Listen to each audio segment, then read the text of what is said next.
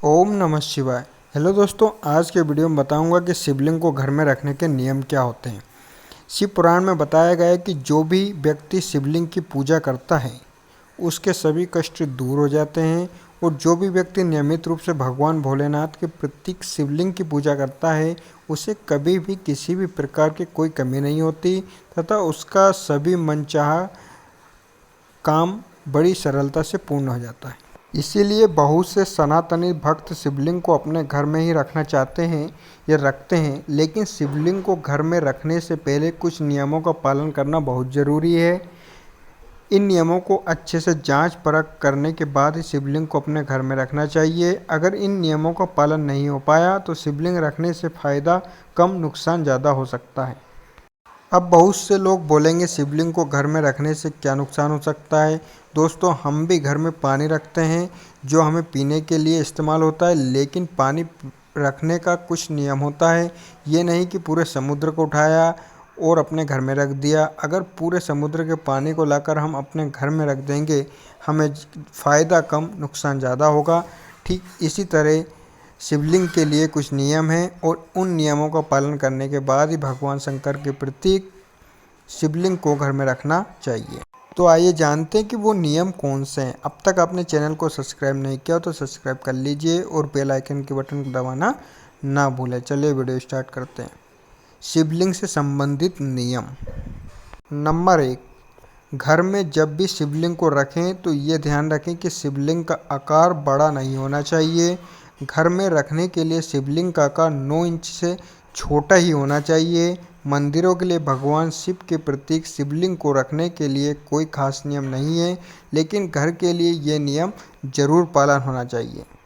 Number 2, अगर कोई व्यक्ति शिवलिंग को घर में स्थापित करता है तो यह ध्यान रखें कि जब भी भगवान शंकर की प्रतिमा शिवलिंग को घर में स्थापित कराया जाता है तो उसकी प्राण प्रतिष्ठा नहीं करवाई जाती, और जिस घर में शिवलिंग रखा जाता है वहाँ पर शिवलिंग की नियमित पूजा होनी चाहिए तथा उसका अभिषेक होना चाहिए।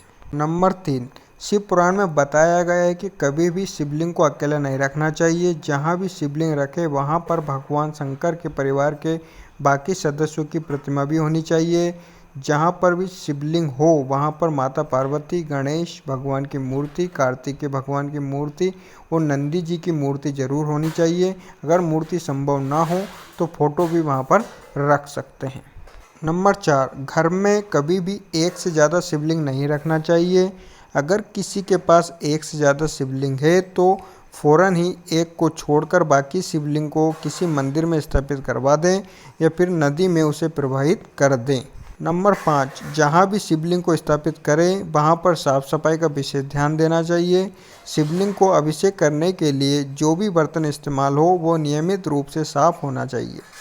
नंबर 6, घर में धातु का बना हुआ शिवलिंग रखना चाहते हैं तो ध्यान रखें कि शिवलिंग चांदी, सोने या फिर तांबे का बना होना चाहिए। इसके अलावा शिवलिंग में हमेशा एक नाग भी लिपटा रहना चाहिए। नंबर 7, घर में स्थापित करने के लिए सबसे महत्वपूर्ण और शुभ फल देने वाले शिवलिंग नर्मदा नदी की तलहटी से उठाए हुए शिवलिंग को माना गया है। नंबर 8, घर में स्थापित शिवलिंग पर या फिर भगवान शंकर की किसी तस्वीर पर कभी भी केतकी का फूल, तुलसी, सिंदूर और हल्दी कभी नहीं चढ़ाना चाहिए। नंबर 9, घर में शिवलिंग को पूजा घर में ही रखना चाहिए। कुछ लोग शिवलिंग को बेडरूम में बने किसी छोटे से लकड़ी के मंदिर में रख लेते हैं। ये बिल्कुल भी गलत है। अगर आप शिवलिंग रखना चाहते हैं तो वह एक पूजा घर में स्थापित किया जा सकता है या फिर घर के आंगन में एक छोटा सा मंदिर बना कर वहाँ पर शिवलिंग रख सकते हैं। शिवलिंग आमतौर पर घर से बाहर रखना चाहिए और खुले स्थान पर रखना चाहिए। नंबर 10, माना जाता है कि शिवलिंग से हर समय चुंबकीय ऊर्जा का संचार होता है जो कि सभी लोगों के द्वारा नियंत्रित या सहन नहीं किया जा सकता। इसलिए उस ऊर्जा को नियंत्रित करने के लिए शिवलिंग के ऊपर हमेशा एक जलधारा रखनी चाहिए। इससे शिवलिंग से निकलने वाली ऊर्जा नियंत्रित होती है। दोस्तों, इस नियम का पालन कर ही आप अपने घर में शिवलिंग को स्थापित करें और रोज़ाना जल अर्पित करें। अगर आपको वीडियो अच्छी लगी हो तो like, share, comments and subscribe करना ना भूलें। Thank you so much all of you.